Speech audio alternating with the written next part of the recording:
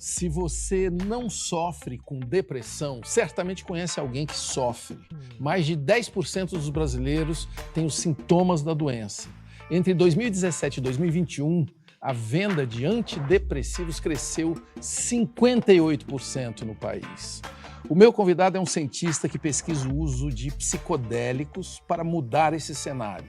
O neurocientista do Instituto do Cérebro da Universidade Federal do Rio Grande do Norte, doutor, pós-doutor Draulio Araújo. Bem-vindo ao Provoca. Obrigado.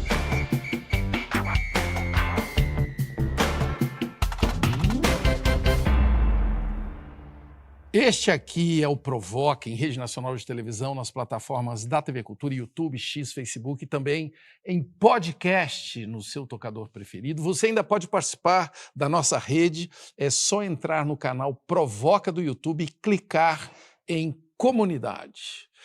O Draulio, eu estava lendo aqui no seu currículo que você trabalha com o seguinte: utilização da imagem funcional por ressonância magnética e eletroencefalografia na avaliação de bases neurais de estados alterados da consciência induzidos por substâncias psicodélicas. Do que nós estamos falando aqui? Como é que é isso?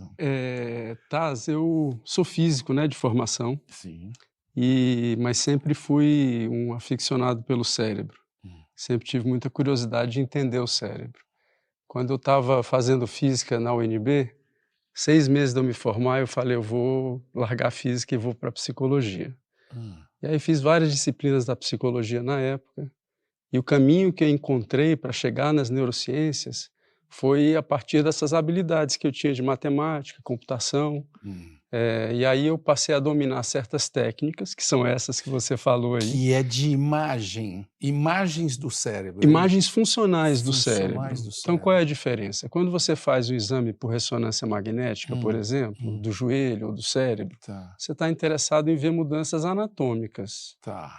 O que esse tipo de técnica permite é você ver mudanças do funcionamento desses órgãos, só que de maneira não invasiva, em outras palavras. Eu consigo avaliar certas características de funcionamento do cérebro sem precisar abrir o cérebro. Como que é possível ver o cérebro funcionando? Depende da técnica, mas de forma geral, o cérebro é um órgão que tem uma característica diferente de outros órgãos, que é a habilidade de se comunicar por corrente elétrica. Então, o que a gente vê são essas propagações de corrente elétrica no cérebro, colocando, por exemplo, detectores na parte de fora do cérebro que conseguem captar essa corrente. Eu falei desses dados assustadores da depressão, não só no Brasil, no mundo todo. Dá para se ver esse quadro de depressão com imagens? O que é a depressão? Vamos começar do básico. Ainda não dá para ver, porque é diferente, por exemplo, da diabetes. A gente tem um exame de sangue que a gente vai lá, mede a quantidade de glicose que tem no sangue e com isso a gente consegue dizer se o paciente tem diabetes ou não. O paciente com depressão, ele se apresenta de forma muito variada. Geralmente a gente pensa num paciente com depressão, aquele paciente triste, por exemplo. Não necessariamente. É o senso comum, né? Não necessariamente. O paciente pode se apresentar com raiva, pode se apresentar com tristeza, mas pode se apresentar de outras formas. Tem pacientes com depressão que você vê super alegre. Que não tem, aparentemente não está acontecendo nada. Aparentemente não está acontecendo nada e quando você vê o diagnóstico, você fala, esse paciente tem depressão. Então, como é que é feito o diagnóstico hoje? Por psiquiatras. O diagnóstico é clínico. É por uma avaliação psiquiátrica. Não tem nenhum tipo de imagem ou de exame que você faça que você consiga determinar se aquele paciente tem ou não tem depressão.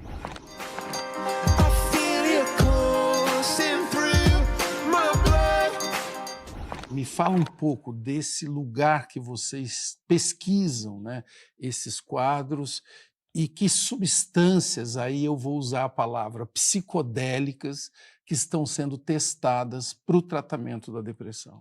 Basicamente 2. A gente tem trabalhado muito com a ayahuasca, que é uma invenção indígena, cuja substância psicodélica que tem na ayahuasca se chama NN-dimetiltriptamina, ou DMT. Então a gente trabalha com a ayahuasca, que é uma formulação que tem a DMT dentro dela, ou a DMT isolada. Então o que a gente começou a fazer foi a partir dos efeitos da ayahuasca ou da DMT, a gente tentar entender o que ela fazia no cérebro humano. A gente começou a trabalhar muito com pacientes que têm um quadro específico, que são pacientes com depressão resistente ao tratamento. Isso é um termo técnico. O que isso significa? São pacientes que já tentaram pelo menos 2 medicações antidepressivas e não responderam.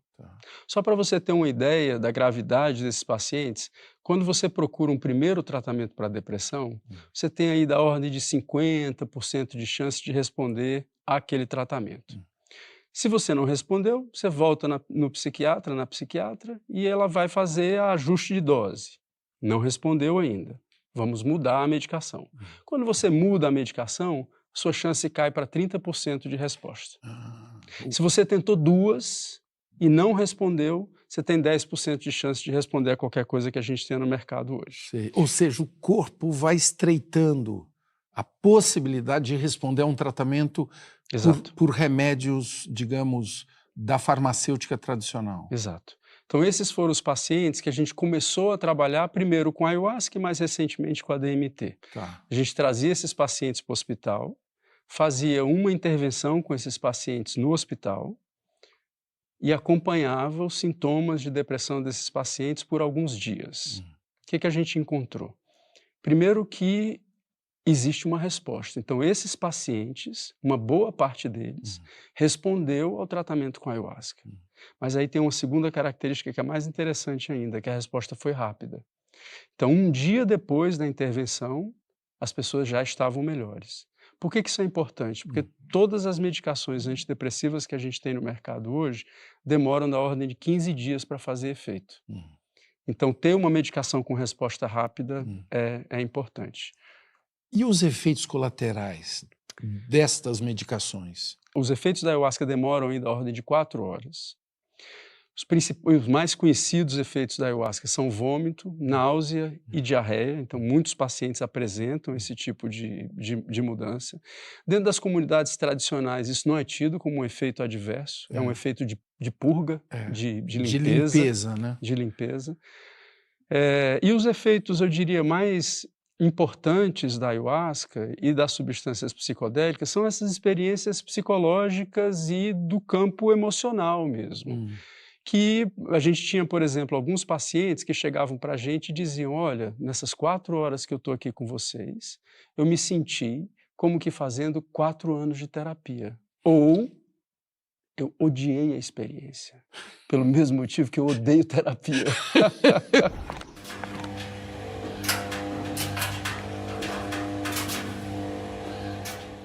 Eu tenho ouvido falar da ketamina como uma substância também. Se você entra na internet, principalmente nos Estados Unidos, o tratamento, você pode se internar numa clínica e ter uma experiência.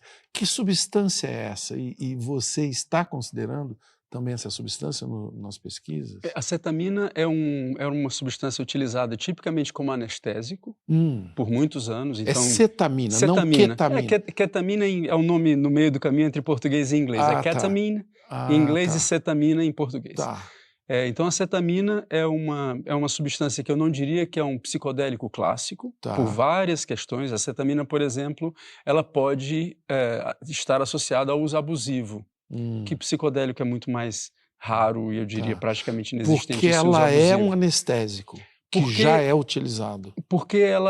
Não porque ela é um anestésico, mas porque ela modula certos centros cerebrais ou certos receptores cerebrais que estão associados ao uso abusivo.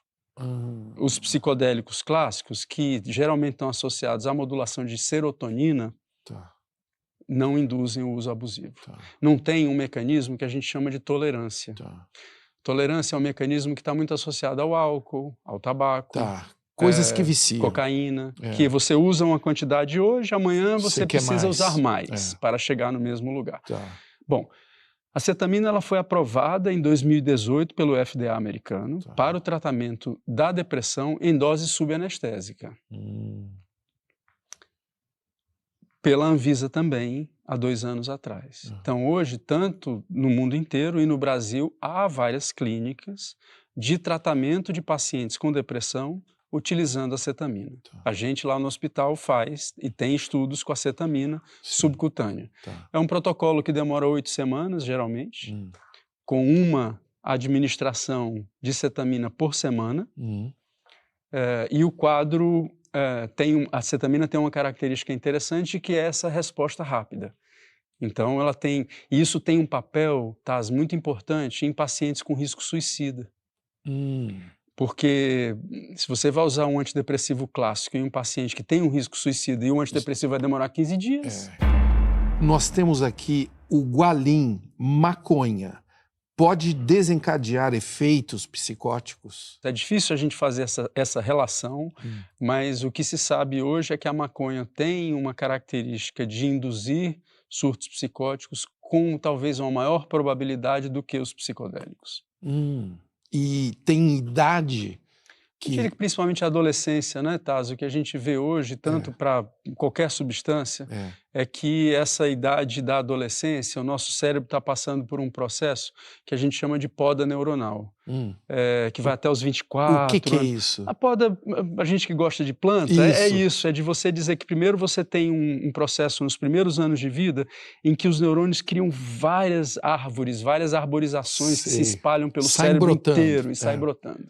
E aí depois a gente passa quase 20 anos da nossa vida fazendo podas do que importa. Certo, escolhendo os caminhos. Isso, exato. Não é à toa que na adolescência você vê muita transformação de personalidade, é muito comum você esse vai tipo de testando, fenômeno. né, várias experiências, vamos dizer. Ou seja, não é recomendado. Não seria recomendado. Porque você está, na verdade, acelerando uma coisa que já está acelerada. Exato. É isso? Exato.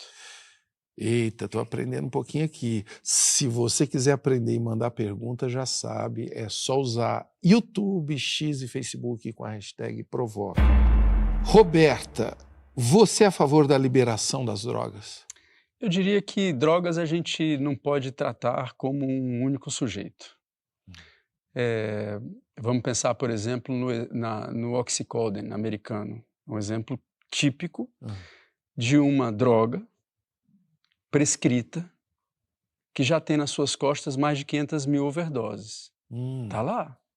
Ela é prescrita, ela é usada de forma abusiva, é um opioide muito poderoso.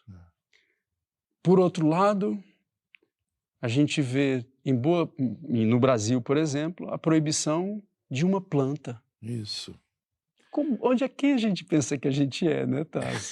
De você dizer, essa planta aqui não pode nascer no jardim. Essa planta é do capeta, ela não pode nascer. E você está falando da cannabis, né? E é engraçado que o ópio também é uma planta, né? E que produz, às vezes, mal utilizada, produz efeitos terríveis, mas você tem acesso na farmácia, né? Exato. Então, eu diria que o que é legalizar as drogas propriamente dito? O que eu acho que a gente precisa ter a clareza de onde estão os limites das diferentes substâncias. É um exagero a gente proibir uma planta de nascer no meu jardim.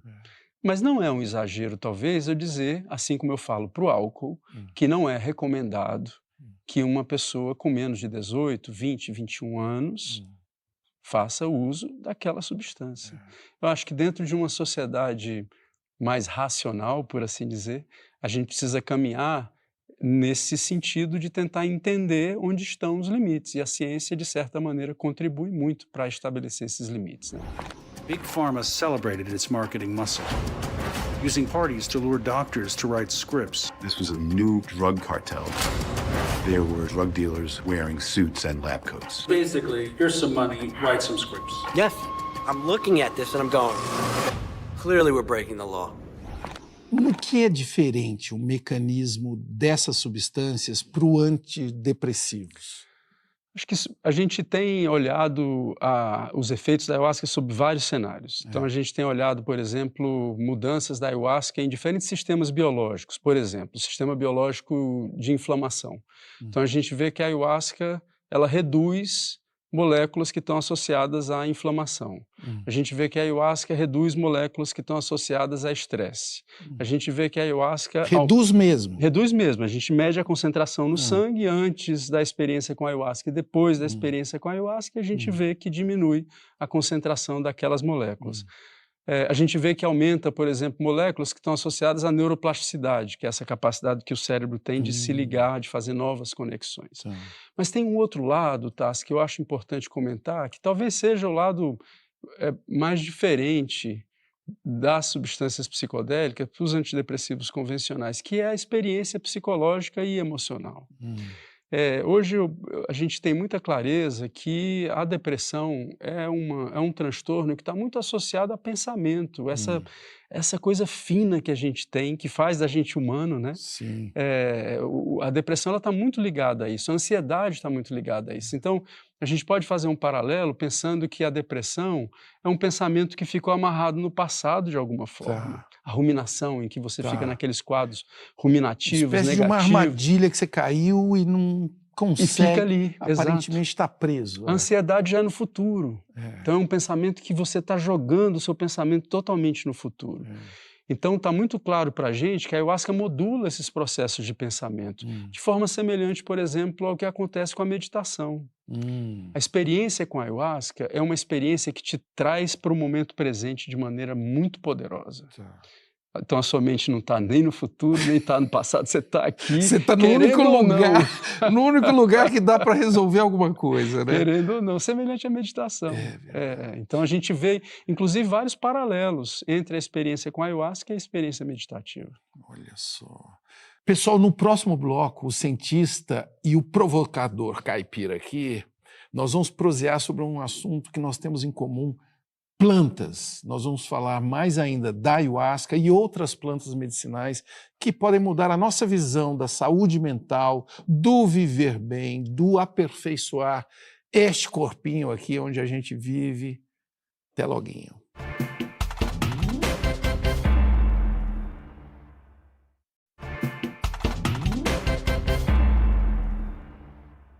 Quando os europeus aqui chegaram, Pero Vaz Caminha escreveu ao rei de Portugal assim: nesta terra em se plantando tudo dá. Os povos indígenas que estavam aqui já cultivavam plantas para curar há pelo menos assim por baixo alguns milênios antes. A pesquisa do meu convidado, o neurocientista e professor da UFRN, Draulio Araújo, resgata parte dessa sabedoria ancestral. O Draulio, a ciência está descobrindo coisas que os indígenas, os povos originários já sabiam há muito tempo atrás? Com certeza. Agora também a ciência fala da mesma coisa usando outra linguagem, né? Então eu diria que o que a gente está fazendo, de certa forma, é traduzir esse conhecimento que já existe usando uma outra linguagem. E eu quero começar antes com a linguagem deles, né? Ayahuasca, essa palavra, ela tem que origem? Essa palavra é do Quechua, que é uma língua que era falada por ameríndios, que é a origem da ayahuasca, e ela significa a videira das almas ou a videira dos mortos. Dos mortos. Fazendo referência a uma das plantas que você utiliza para produzir a ayahuasca, que é um cipó. O cipó. É a planta dos mortos. Videira, né? A videira. A videira. E por que dos mortos? Porque a ayahuasca e outras substâncias psicodélicas fazem essa relação com o mundo dos mortos. A experiência com a ayahuasca, ela muitas vezes é sobre a morte, sobre a sua ou sobre mortes de outras pessoas. Sobre entender a vida, na verdade. Sobre entender a vida, exatamente. E a morte, obviamente. Então, a experiência com a ayahuasca, ela não é à toa que ela é utilizada como sacramento por diferentes religiões.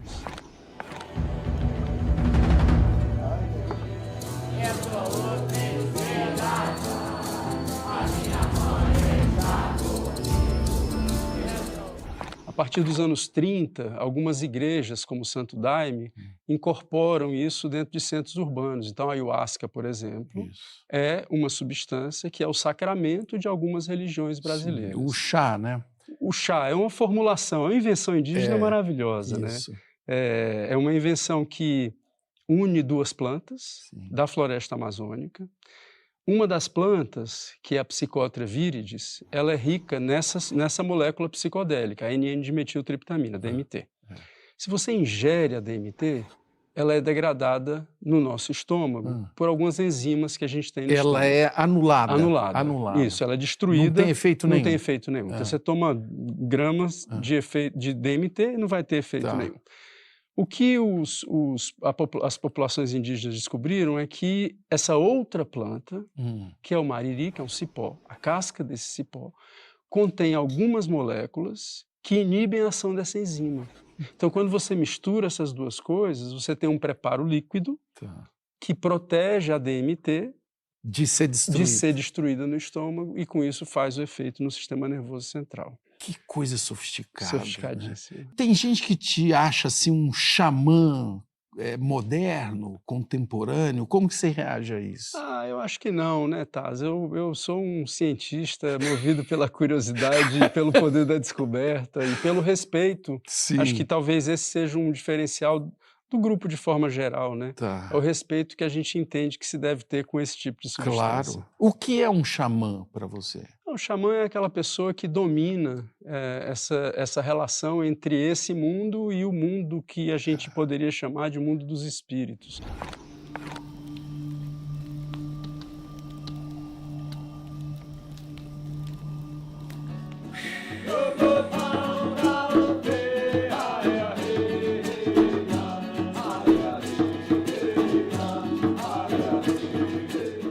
O que te levou até a primeira experiência com a ayahuasca? A curiosidade. Eu acho que, como cientista, o poder da curiosidade e da descoberta é muito forte, né, Taz? Na época, então, eu estava como professor lá na USP de Ribeirão Preto, trabalhava com técnicas de neuroimagem que possibilitavam investigar o cérebro humano. E aí tinha uma pessoa muito próxima a mim, um amigo, que participava de uma dessas igrejas do Santo Daime. E aí ele me chamou para uma sessão com a ayahuasca, no dia 2 de novembro de 2006. E eu lembro muito dessa data porque eu fui muito sem preparo. Não sabia o que eu ia esperar de jeito nenhum. E tinha ouvido falar que os trabalhos de concentração eram de 4 horas, só que esse trabalho era um trabalho de noite inteira. Então começamos 8 da noite e foi até 8 da manhã do outro dia. Como que você definiria, para quem está nos ouvindo e que não tem a menor ideia do que você está falando, que é tomar uma substância e aí esperar o quê? Um efeito acontecer? O efeito agudo da ayahuasca, então os efeitos mais intensos da ayahuasca, elas demoram aí da ordem de 4 horas.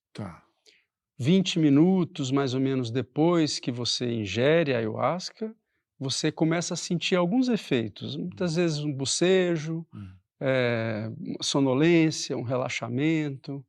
E aí, depois de uns 30, 40 minutos, você começa a sentir propriamente o que a gente chama de efeitos psicodélicos. São efeitos inefáveis, assim. Então, são efeitos que é difícil a gente transformar em palavra ou em alguma outra forma de expressão. Mas são imagens, não são? São as imagens mentais, essa experiência de sonho. Isso. Essa experiência de que você está vendo coisas que não necessariamente são desse mundo, que você pode encontrar uma pessoa que você conhece, pode encontrar que já morreu ou não, pode encontrar uma entidade, pode se relacionar com o seu pensamento. Então, o pensamento ganha muita força, Taz, durante o efeito da ayahuasca. Seja quando você pensa numa pessoa que você ama muito, seu filho, sua filha, você, de certa maneira, você sente o que seria o amor. Então, você sente aquela coisa forte. Mas, ao mesmo tempo, você também tem experiências mais mundanas de relação, uma relação mais de atrito que você está vivendo naquele momento. Aquela relação aparece com muita clareza. Então, o pensamento ganha muita clareza. Eu já tive essa experiência em 2007. Eu acho importante eu deixar claro isso daqui. É uma experiência única, antes e depois, né? A minha busca era mais uma coisa filosófica, assim, o que é o tempo? Foi uma pergunta que eu tinha para a planta. É assim que se faz, você faz uma pergunta e ela responde, né? E eu não tinha nenhuma expectativa de resposta, mas aí eu vivi uma experiência da minha infância que era olhar dentro dos túmulos, lá em Tuverava, aqueles túmulos antigos, com aquelas gradinhas assim, e as imagens disso começaram a vir e eu vi que eu estava dentro da tumba. O que foi assustador na hora, porque falei, caramba, eu que estou vendo o pessoal lá fora, né?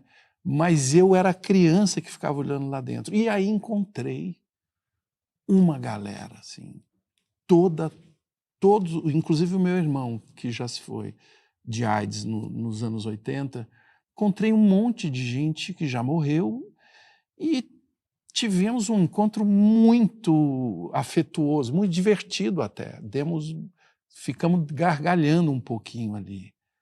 Que experiência é essa, doutor? Me diga. É a videira das almas.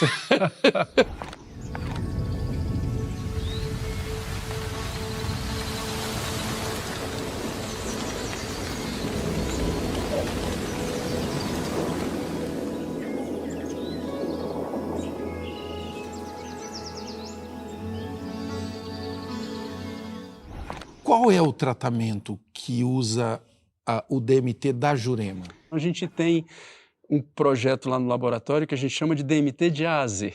Sei. Então a gente tenta entender, por exemplo, a função da DMT na Jurema, a gente tenta entender o papel de efeito antidepressivo da DMT em pacientes com depressão. Isso está em início. Está em início. A gente fez os primeiros 14 pacientes no final do ano passado. Tem uma característica aqui que é muito diferente da ayahuasca. Como a gente falou, a ayahuasca é um preparo que uma das plantas protege a DMT para que você possa ingerir a DMT e ela fazer efeito. Então, como é que a gente trabalha com a DMT isolada, essa DMT que vem da Jurema? A gente tem que fazer uma outra via de administração. E lá agora, no hospital, a gente está fazendo pela via inalada. Vaporização. Vaporiza. A gente extrai a DMT da Jurema, aprendemos a extrair, aprendemos a purificar. Então a gente consegue produzir no laboratório um DMT que tem mais de 99% de pureza. Pega os cristais de DMT, coloca dentro de um fornozinho, vaporiza, forma um vapor, a pessoa inala aquele vapor. E aí a experiência é muito diferente. Quando a gente estava falando que a experiência com a ayahuasca demora 4 horas, a experiência com a DMT demora 10, 15 minutos. E a intensidade altíssima. É altíssima.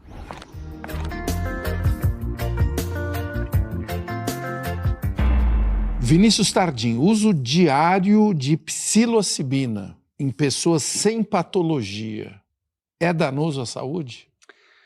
Hoje a gente não tem evidência de dano, mas também não tem evidência de benefício. Existe um risco potencial do uso constante de psilocibina, que é um potencial cardiotoxicidade. Então a psilocibina, ela atua sobre certos receptores de serotonina e alguns desses receptores modulam a atividade cardiovascular.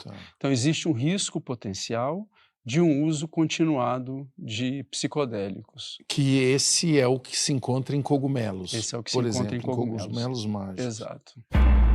Paola Sampaio, eu já ouvi que os cogumelos psicodélicos, quando utilizados em tratamento controlado por especialistas, podem virar uma chave para a pessoa sair da depressão profunda. Isso é mesmo possível? Ela pergunta. E se for, existe uma chance desse tratamento ser liberado pela Anvisa? Está vindo. Então, acho que esse ano é um ano muito importante para a ciência psicodélica e para a medicina psicodélica nessa renascença, ou seja, nesse novo momento de pesquisa com substâncias psicodélicas. É muito provável que em 2024 o FDA americano aprove a primeira substância psicodélica para tratamento de estresse pós-traumático. Qual seria? MDMA, que é o êxtase. E já há estudos bastante avançados com a psilocibina nos Estados Unidos para tratamento de depressão. Então eu diria que no próximo ano existe uma alta probabilidade da psilocibina também ser aprovada pela FDA americana como uma alternativa para tratamento de depressão. E aí isso chega no Brasil.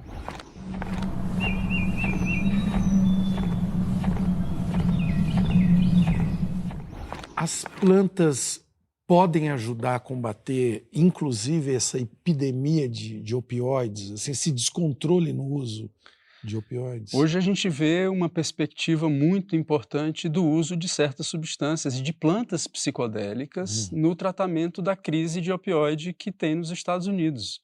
Semana passada saiu 2 matérias no Washington Post e no New York Times sobre essa planta que tem origem na África, que é a ibogaína, do iboga, que é uma planta psicodélica que induz uma experiência que chega a mais de 30 horas de experiência, e que aqui no Brasil a gente tem especialistas como o Dr. Bruno Rasmussen, que é um dos maiores especialistas no mundo, na utilização da ibogaína no tratamento de dependência a diferentes substâncias, incluindo o ópio. O Draulio, às vezes eu tenho a impressão que nós estamos descobrindo as plantas. Você tem essa impressão? Com certeza. Por que demorou tanto? Eu acho que porque a gente também não está tão interessado em descobrir algumas plantas e algumas propriedades que algumas plantas podem conferir. Não é trivial, tá? Uma experiência com a substância psicodélica. Sim. Não é uma experiência que... É uma experiência transformadora, não é à toa que ela foi proibida. De onde vem a proibição das substâncias psicodélicas nos Estados Unidos? Da onde vem? Da transformação que elas promovem. Enquanto você tem, por um lado, um grupo de pessoas vendendo arma e comprando arma, fazendo guerra na Coreia, no Vietnã... E ganhando muito dinheiro. ganhando muito dinheiro com isso. Por outro lado, você tem um pessoal dizendo, gente, vocês estão tudo doido. Paz e amor, paz pessoal. E amor. É. Quem está certo nesse jogo? Quem está certo, hein? Quem está certo? Me diga. Será que precisamos responder essa? Acho que não. Eu vou tentar responder no próximo bloco, porque eu quero gastar mais tempo com a mente do meu convidado, o neurocientista Draulio Araújo. Será que o cérebro dele é realmente psicodélico? Nós vamos lá na raiz de onde nasceu esse rapaz. Até mais.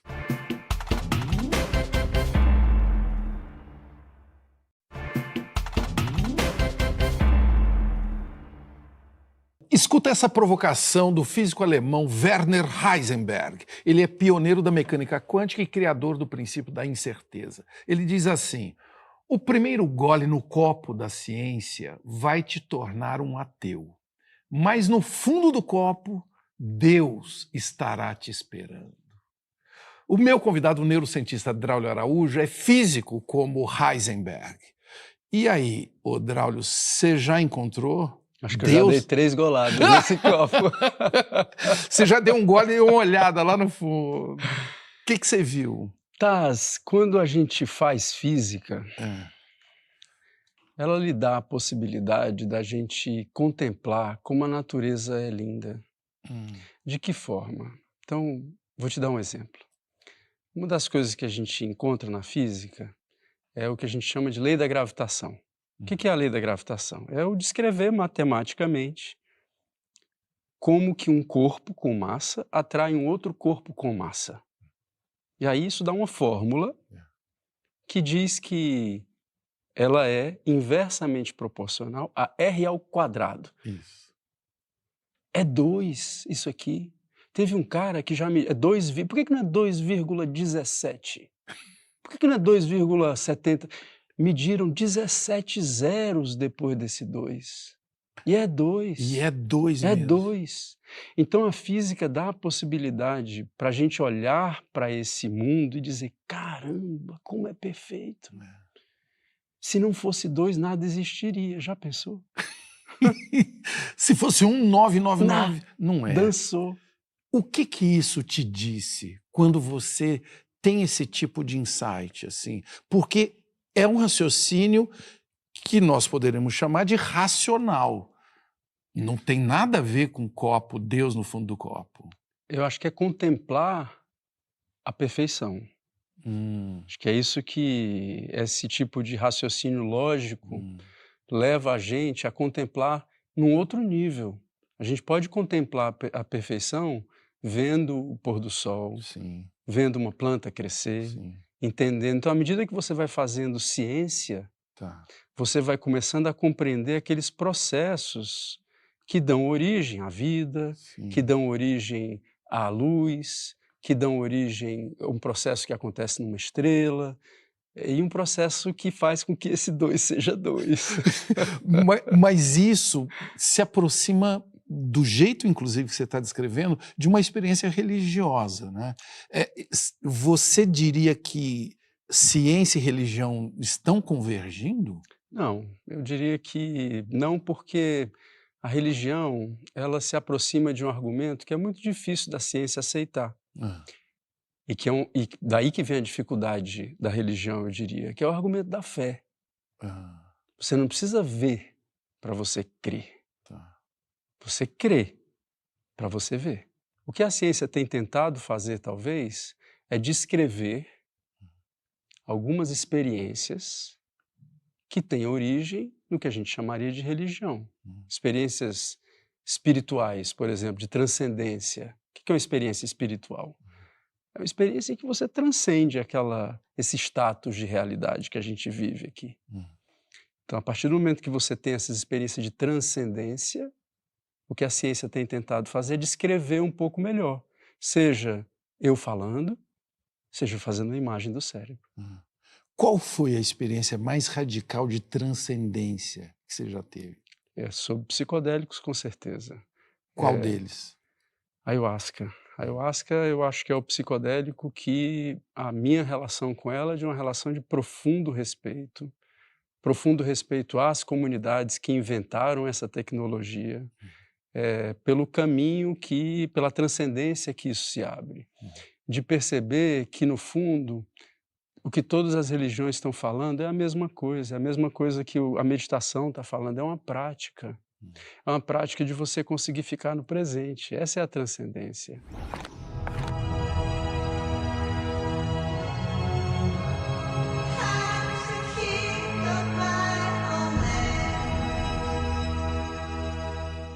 Quando que foi o seu estalo de cientista, de vou ser cientista? Como é que alguém decide que vai ser cientista? No meu caso foi fácil, porque eu tenho um pai físico e uma mãe química.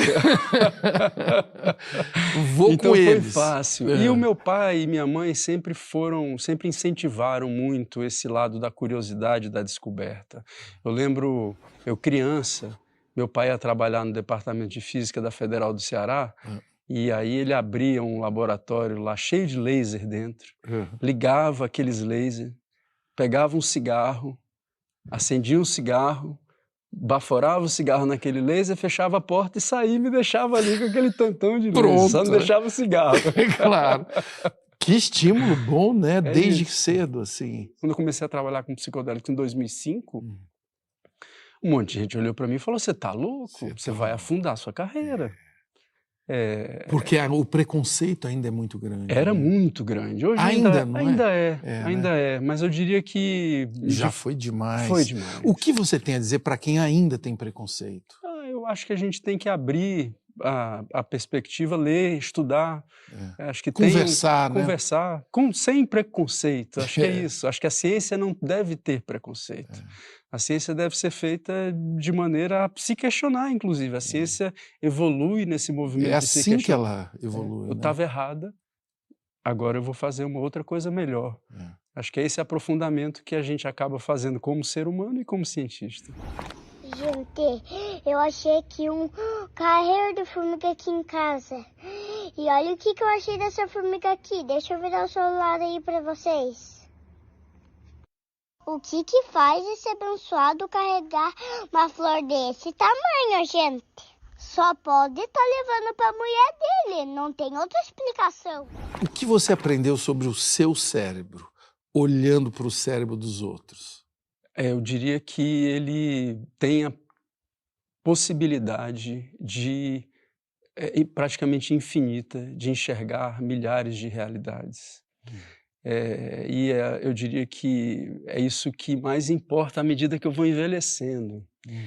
Então, dentro desse caminho do envelhecimento, eu vejo que a gente tem duas possibilidades, né? Ou a gente fecha, que é o caminho do preconceito, de dizer eu não mudo mais, eu tô velho, eu não mudo mais. Não quero aprender mais nada. Não quero aprender mais nada, já tá bom, não mudo mais. Ou o contrário de você dizer, não, eu já tô velho mesmo, eu posso fazer o que eu quiser. Por que não pensar nova? É pensar mesmo, é ligar pontos, é É. isso que o cérebro faz, Acho né? que é criar novas realidades, Novas novas realidades. perspectivas, né? É. Então, acho que quando você tem um problema, que você não consegue sair daquele problema, como é que você sai dele geralmente? Olhando para aquele problema com uma nova perspectiva. Não é... É difícil você sair de um problema se você fica ruminando a mesma E linha, fazendo a mesma fazendo coisa. as mesmas coisas. É. Então, acho que o cérebro, ele me ensinou, estudar o cérebro, me ensinou que a realidade é construída por ele. Essa realidade que a gente vive é construída por ele. E que isso significa, então, que tem várias perspectivas que a gente consegue usar para enxergar essas realidades e, com isso, a gente consegue crescer. E aí eu vou falar aquela palavra que todo mundo evita. E o que fazer com medo? O que fazer com medo? Porque o medo é o que trava tudo, né? O medo na minha vida, ela tem um senso muito importante. Eu sou paraquedista, e entendo a importância que o medo tem de você olhar para ele e de você conseguir respirar fundo e conseguir fazer o que você tem que fazer, mesmo ele buzinando ali no teu ouvido. Não vai abrir esse paraquedas. Quando você falou eu sou paraquedista, eu senti muita segurança. Que tipo de paraquedista que você é? Eu já salto desde 1995, estou com mais de 400 saltos, e entendo o paraquedismo como uma forma de meditação. É você entrar num estado de consciência, assim como você entra quando você medita, assim como você entra quando você está sob efeito de uma substância psicodélica, de você estar naquele estado de atenção plena. Insegurança, né? De certa forma. Você sabe o que... Você tem várias técnicas para você Exato. chegar ali, né? Meu pai diz que você ser paraquedista é que nem você ser avalista. Quando dá tudo certo, você não ganha nada. Que maravilha. Não é verdade. Não é verdade que você ganha sempre, né? É isso. Eu imagino. Exato. O que é? Por que te levou a ser paraquedista? Esse traço de aventura, da curiosidade, da descoberta, esse traço... Do limite, né? Do limite. E esse estado de consciência. Eu tenho eu sou muito provocado por estados de consciência, por entender que eu tenho estados, eu consigo eventualmente manipular o meu medo, eu consigo conviver, não manipular, eu consigo conviver com o meu medo, eu consigo conviver com as pessoas, eu consigo conviver com as coisas. Ensina, como é que se convive com medo? Faz um salto de paraquedas.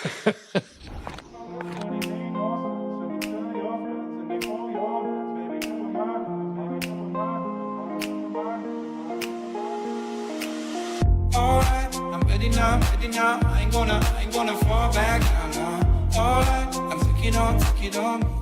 Que imagens que você tem da sua infância em Fortaleza? Eu diria que a minha infância e adolescência ela foi muito presente no sertão do Ceará.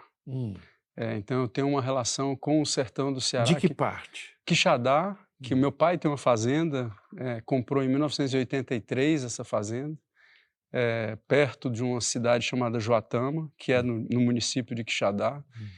E isso foi muito marcante na minha infância, de forma geral, e na minha adolescência, principalmente pela oportunidade que isso gerou do convívio com muita pobreza. O sertão do Ceará é muito pobre, muito pobre. Isso eu diria, me transformou de uma forma que hoje em dia eu estar estudando na Jurema, no interior do Ceará, tem esse lado, tem esse reflexo de dizer... É um contato com uma realidade dura, Dura. Né? De sobrevivência mesmo. Muito dura. Desafios absurdos. Muito dura e de completo descaso. Abandono. Mesmo. Abandono, exato. Então eu vejo que a minha missão passa pelo interior do Ceará. Olha aí. E a Jurema, então, é uma coisa que você já convive há muito tempo. Muitos anos. O juremal. A jurema é uma planta que, para o sertanejo, não tem valor nenhum. O valor da jurema é mourão de cerca e um espinho duro para burro. Para você ter uma ideia, aquela roupa de vaqueiro, Sim, de couro, sim. em boa parte é para se proteger dos espinhos da jurema. Da jurema. É duro o espinho da jurema. E deve ser É duro. danada essa planta, Ela é né? De danada. forte.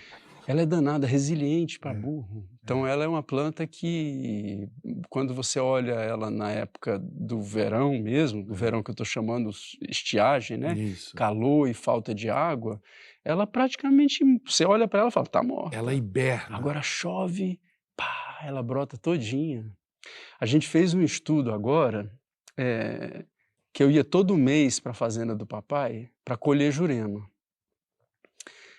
E aí a gente olhava ao longo do ano quanto de DMT era produzido na raiz da jurema, dependendo da época do ano.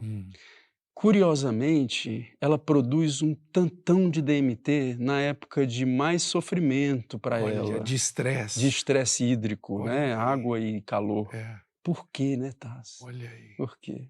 Ela é o quê? Ela é o suco do sofrimento. Então, não sei, Ela exato. está sintetizando aquilo ali. A DMT tem uma relação com, por exemplo, tem estudos que sugerem que a DMT, a experiência com a DMT é semelhante a uma experiência de quase morte.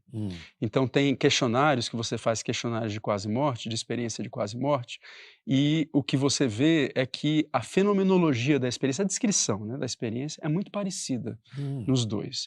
Tem teorias, e aí é umas teorias que a ciência ainda não colocou a mão nelas, mas tem teorias, hipóteses, né, não teorias, hipóteses que dizem que a DMT é produzida em 2 momentos, quando você nasce e quando você morre.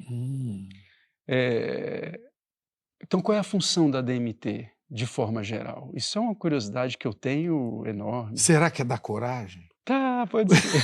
Porque na hora que você vai nascer, eu acho que você precisa de uma boa dose, né, para sair dali, né? Ou então é uma molécula que tem uma característica de dar suporte à vida, né? Então, tipo assim, a vida tá acabando, como na jurema. Tá difícil aqui, claro. Gente, produz DMT para segurar isso aqui. Claro. Não sei. Dá suporte à vida no nascimento e também na hora que você está se despedindo, né? No curral de Marculino tinha 8 boi zebu, uma casa com varanda dando pro norte e pro sul. O paiol tava cheinho de pirão e de angu, sem contar com mais uns cobre lá no fundo do baú. Marculino dava tudo por um cheiro de Xangô. Ai. Eu te contar uma história. Quando eu era criança, vou ver se eu consigo contar essa história sem chorar. Se quiser, fica à vontade. Quando eu era criança, a gente tinha um time de futebol na fazenda. E aí a gente foi jogar numa outra fazenda lá, o time de futebol da fazenda do papai foi jogar numa outra fazenda. E a gente estava voltando dessa outra fazenda, sol quente danado. No meio do caminho, encontramos uma casa de um morador em que uma das pessoas que estava no nosso time morava naquela casa, era filho da pessoa, que tinha vários filhos, 8, 9 filhos.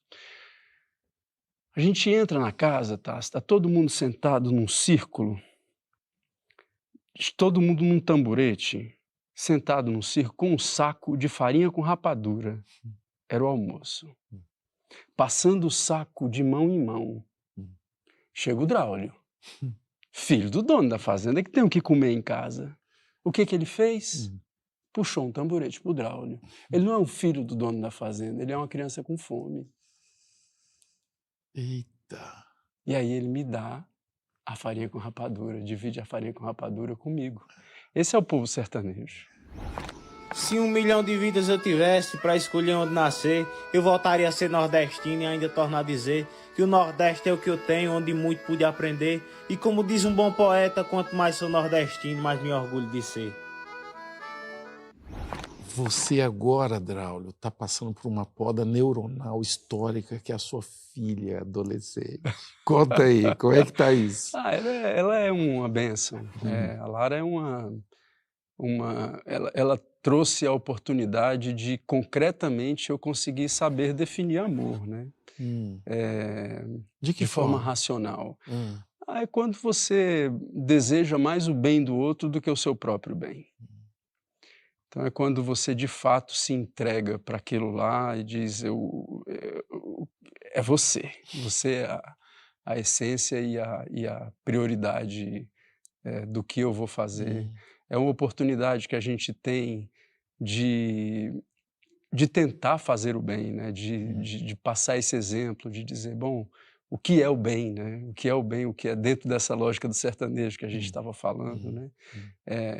Como é que ela pode contribuir para isso? Como é que eu posso trazer para ela essa realidade que eu vivi e que eu acho tão importante dessa missão que a gente tem de reduzir o sofrimento dos outros, né? Então eu vejo que essa é a minha maior missão.